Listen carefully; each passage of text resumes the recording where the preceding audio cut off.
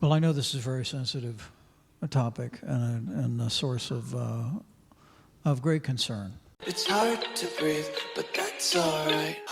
So, they invited a former US Vice President to Oxford. And ladies and gentlemen, I'll tell you that it did not go the way they expected. Anyway, I'm your boy Shady, the one and only, and you're welcome to Shae Unfiltered. Let's get this video started and listen to what Mike Pence had to say. Let's go. You've long described Israel as America's most cherished ally, and you've consistently supported Israel's right to defend itself against Hamas and other threats. Yet the war in the Gaza Strip has created what many United Nations and other humanitarian agencies have called a humanitarian catastrophe, with 70,000 Palestinians have been killed, a third of them children, and another 200,000 have been injured. Recently, in September, the United Nations Commission of Inquiry released its latest investigation, which concluded that there are reasonable grounds to believe that Israeli forces have committed war crimes and crimes against humanity in Gaza, including using starvation as a method of warfare. So given the overwhelming humanitarian toll, and given these findings by independent United Nations commissions, how do you, A, assess Israel's conduct in Gaza? And B, do you believe the United States should still continue providing unconditional military support?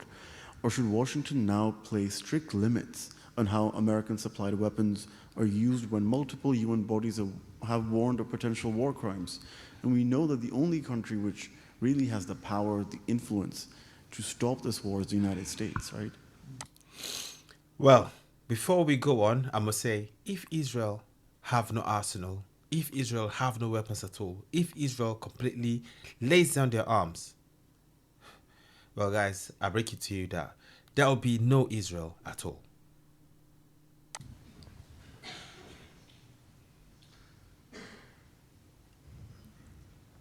Well, I know this is a very sensitive topic and a source of great concern. True. Here at the Oxford Union and elsewhere. And let me say, I grieve for the loss of every life that followed October 7th. But I believe every casualty in Gaza was a result of Hamas. I know that's hard to hear. Okay, hold on. Did he genuinely just say that? He admitted what all these activists are scared to admit. And let me say, I grieve for the loss of every life that followed October 7th.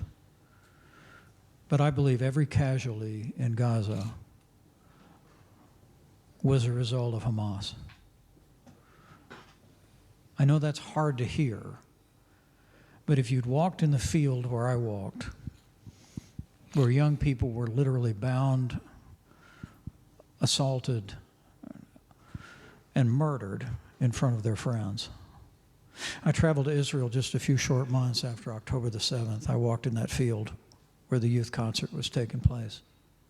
I walked in a kibbutz called Kfar Aza, and I walked into small homes, literally bullet-riddled walls, blood-soaked carpets and furniture, and heard one story after another of the Hamas terrorists coming in on motorcycles, on foot, on vehicles, and airborne, on gliders, with one purpose, and that was to kill as many Jews as possible.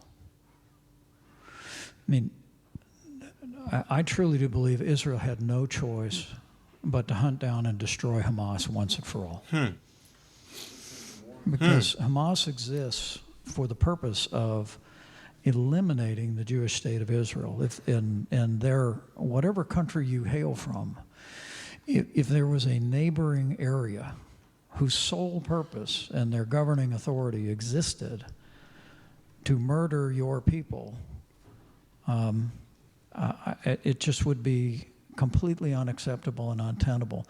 Again, I grieve the loss of life in Gaza. And Imagine Israel was America. Imagine for 1 second that Israel was America and one of these neighboring countries, I don't know, Mexico, attacks them like this. All hell will break loose. had Hamas thrown down their guns, when Israel rolled in, there would have been no casualties. But the fact that Hamas took hundreds of millions of dollars in aid for the people of Gaza and used it to build military infrastructure underground and in buildings, I honestly say with a heavy heart that Israel had no choice. But sir, that the right to defend itself Wow. was there for the first couple of months, for the first year or two of the war. But now you reach a situation where nearly 90% of those living in Gaza have been displaced. There's been such incredible amounts of devastation and destruction that at this point, you see that you grieve the lives that have been lost. But a lot of the lives that are being lost now are being lost through weapons that America sends, or through funding that America gives to Israel in support, in military support. Has the war not gone on enough? What kind of question is this one asking? Bruv, the war was not over.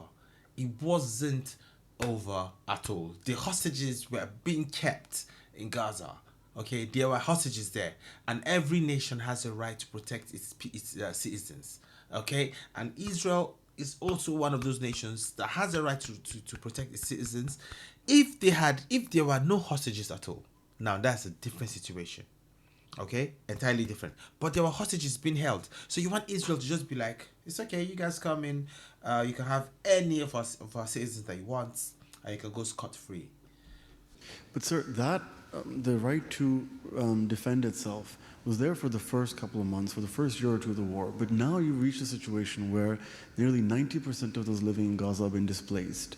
There's been such incredible amounts of devastation and destruction that at this point, you see that you grieve the lives that have been lost. But a lot of the lives that are being lost now are being lost through weapons that America sends, or through funding that America gives to Israel in support, in military support. Has the war not gone on enough? Have they not created so much destruction that at this point, what are they? They're not defending themselves. They're just engaging in such mass killing through weapons that your country is sending.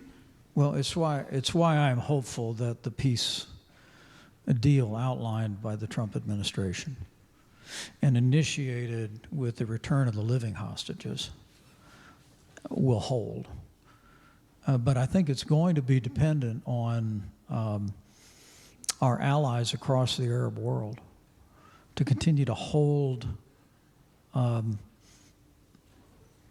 accountable to that, to live up to that obligation, to not simply return to brutalizing their own population as they did before the war, to hold on to power. But I thought about this for a very long time. I remember when the Bush administration, and don't tell me how old you were in 2004, but the Bush administration made the decision roughly 2003 or 2004 to support an effort to turn Gaza completely over to Palestinian control. Israel literally went in and bulldozed synagogues and moved the Jewish population out of Gaza. And I remember the hope was that you would have a democratic governance there. But as a colleague of mine in Congress told me at the time, he said, democracy is meaningless where there's no respect for human life. I just have to clap for that. Democracy is meaningless where there's no respect for human life. Absolutely spot on, sir. To turn Gaza completely over to Palestinian control. Israel literally went in and bulldozed synagogues and moved the Jewish population out of Gaza. And I remember the hope was that you would have a democratic governance there. But as a colleague of mine in Congress told me at the time, he said, democracy is meaningless where there's no respect for human life. Meaning, if I can point a gun at you and tell you how to vote, it doesn't really matter that we have a democracy. And Hamas took over Gaza and literally turned it into a platform for projecting force. And that fateful day of October 7th was a fulfillment of years. But now, you and I would agree. My hope is that peace will endure, and that Hamas will lay down their weapons, will agree to disarm, and the people in the Palestinian Authority or in the Palestinian community will demand better. And that's my hope and prayer. But just one quick follow-up on that before we move to the last topic. How can you talk about, Hamas in Palestine not having democracy when in Israel at the moment you have a prime minister against whom there's an arrest warrant by the International Criminal Court for crimes against humanity? Is that really, could you still call it a democratic state when it's existing in such an environment? Israel is the actual only democracy across the Middle East.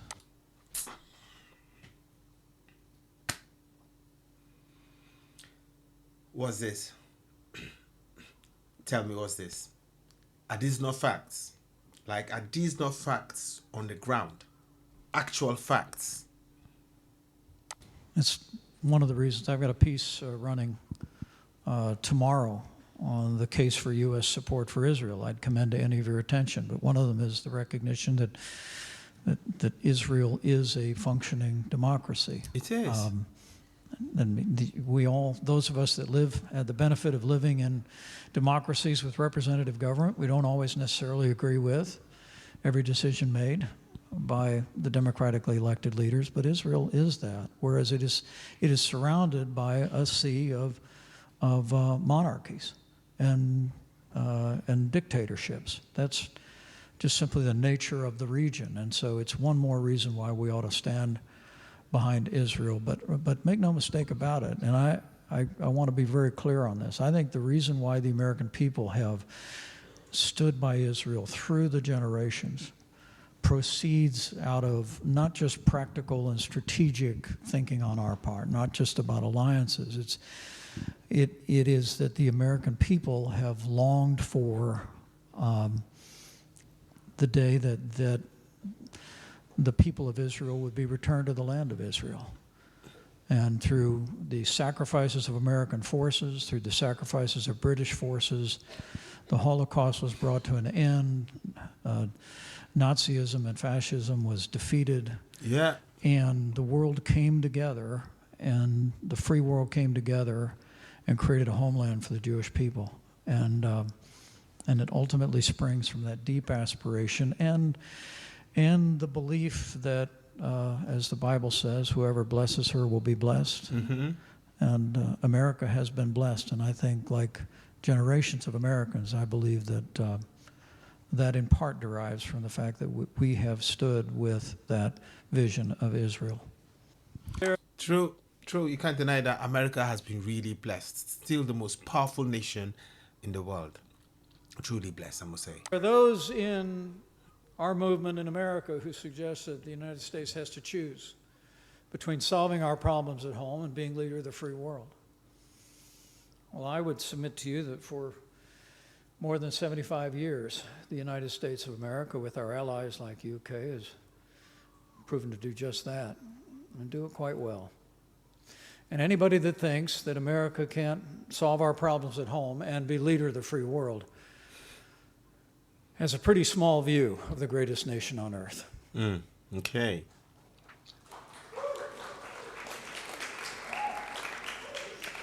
The isolationism, while some have said it is just restricted to Ukraine. Ukraine is a separate category.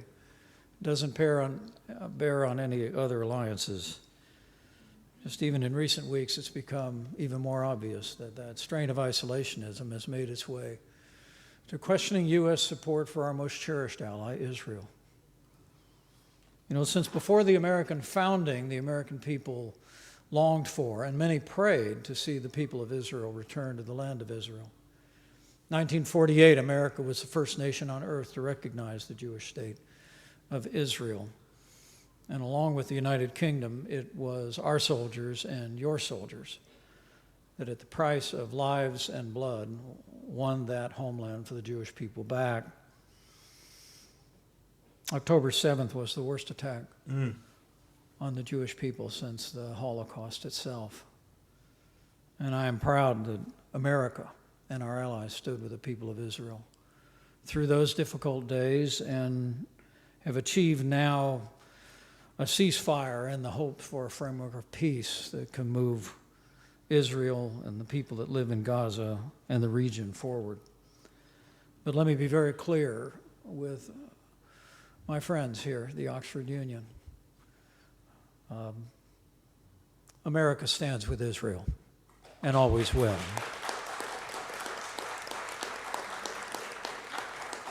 Loud and clear. That was absolutely loud and clear, heard around the world, resounding, reverberating. Okay, I like his stance. He was calm in his demeanor. He was composed and confident in his speech. Very clear. What I really like about him is the fact that he wasn't denying the truth and the facts that are on ground. He stated them. These are things that we all know. These are things that a lot of people want to deny, but you can't deny the truth. You can't deny the facts. You can try, but the fact is out there for you to see. A lot of people don't want to call a spade a spade. This October 7th, and this October 7th attack was all on Hamas. It was all on them.